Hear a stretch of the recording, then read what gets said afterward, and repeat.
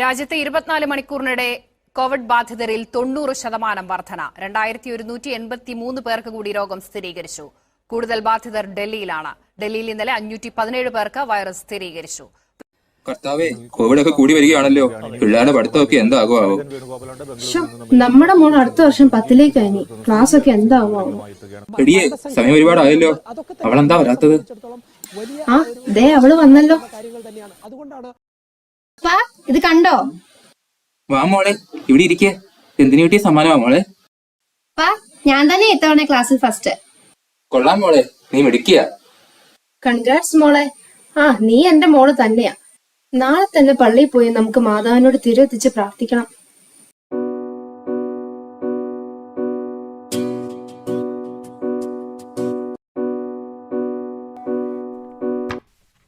മോളെ മോളെ, നീ ഞാൻ അലക്കി വെച്ചിരിക്കുന്ന തുണി എടുത്ത് അയലിട്ടെ.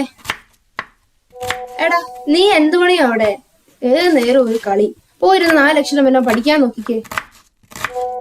ബോർഡ് എന്നെ കൊണ്ടൊന്നും മേല. നീ ഞാൻ പറഞ്ഞൊന്നും കേട്ടില്ലേ? ഓ, ഏതു നേരവും കുന്തറാട്ടത്തിൽ നോക്കിയിരിക്കും. എന്നെ സഹായിച്ചില്ലെങ്കിലും വേണ്ട, പോയിരുന്ന് 4 അക്ഷരം പഠിക്കെങ്കിലും ചെയ്യും. നീ ആ ലിസിയുടെ മോളെ കണ്ടു പഠിക്ക്. നല്ല അനുസരണയുള്ള കുട്ടി, വീട്ടിലെ എല്ലാ പണിയും ചെയ്യും. എന്തിനാ ഏതു നേരം മറ്റുള്ളവരും എന്നെ കമ്പയർ ചെയ്യുന്നേ? കണ്ടോ അമ്മേ, അവൾക്കിട്ട് നല്ല അടി വെച്ചോണ്ട് ഏതു നേരവും ഫോണേലും കുത്തിക്കൊണ്ടിരുന്നോളൂ. മോളെ, നീ എന്താ ഇങ്ങനെ? കുറെ നാളായി ഞാൻ നിന്നെ ശ്രദ്ധിക്കുന്നു. നിനക്ക് എന്തു പറ്റി? ഒന്ന് പോയി തരാവോ? പപ്പ, ഞാൻ പോവാ. ഇന്നല്ലേ മോളെ നിന്റെ പരീക്ഷ. പപ്പാടെങ്കിലും മോളോട് ഉണ്ട് കേട്ടോ. ഒന്ന് പ്രാർത്ഥിച്ചിട്ടൊക്കെ ഇറങ്ങ്. എടി, നീ ഇൻസ്റ്റാഗ്രാമിൽ ഒരു സ്റ്റോറി ഇട്ടിട്ട് നോക്കോ, നാട്ടുകാരൊന്ന് കാണട്ടെ നീ പരീക്ഷയ്ക്ക് പോവാന്ന് പറഞ്ഞു. നീ ഒന്ന് പോടാ.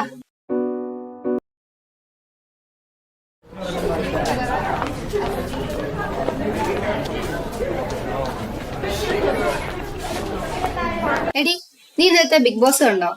നീ ഒന്ന് പോയേ, മനുഷ്യരുടെ ഭ്രാന്ത് പിടിച്ചിരിക്കുക.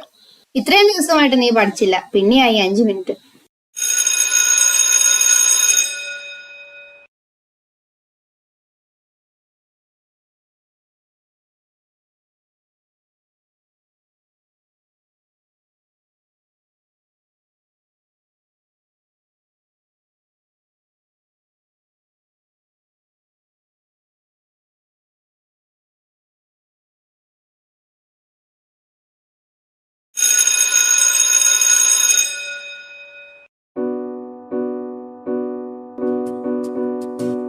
അവളെന്താ വൈകുന്നത്? ബസ് കിട്ടിയില്ലോ ആവോ?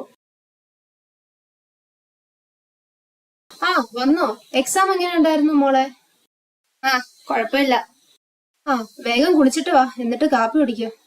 അമ്മേ വാ, വാ നമുക്ക് കളിക്കാം. ഞാൻ ഇവിടെ ഒറ്റയ്ക്കാ, പ്ലീസ് അമ്മേ വാ.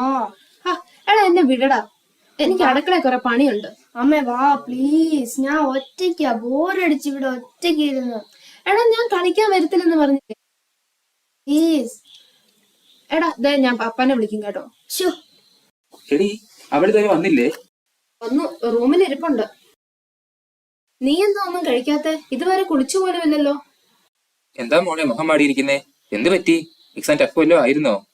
ഇപ്രാവശ്യത്തെ പരീക്ഷയ്ക്ക് ഇവിടെ ഒത്തങ്ങി പൊട്ടും, അല്ലാതെ വേറെന്ത് കാര്യം? ഒന്നും മിണ്ടാതിരിക്കടാ.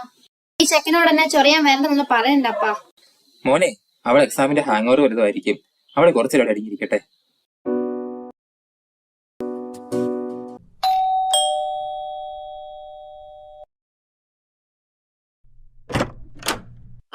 ഇതാരൊക്കെയാ?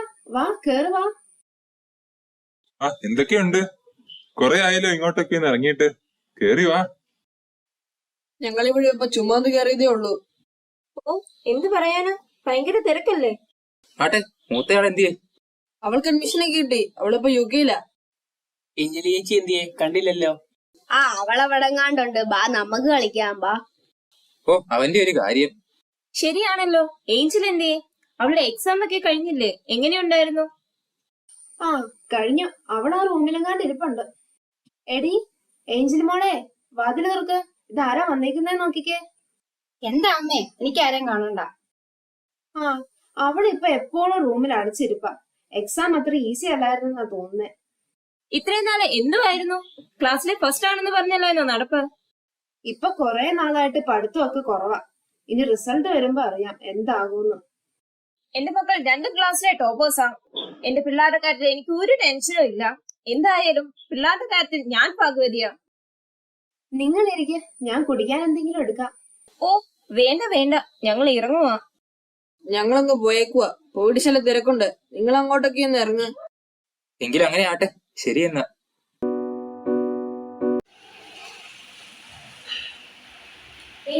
നീ എന്താ ചെയ്യുന്നത്? ഇതൊക്കെ ശരീരത്തിന് നല്ലതല്ല. ഇതിനും പ്രശ്നം നമുക്ക് പരിഹാരം ഉണ്ടാക്കാം. എനിക്ക് എന്റെ തെറ്റ് മനസ്സിലായി. ഞാൻ ഇതാകാൻ Say no to drugs.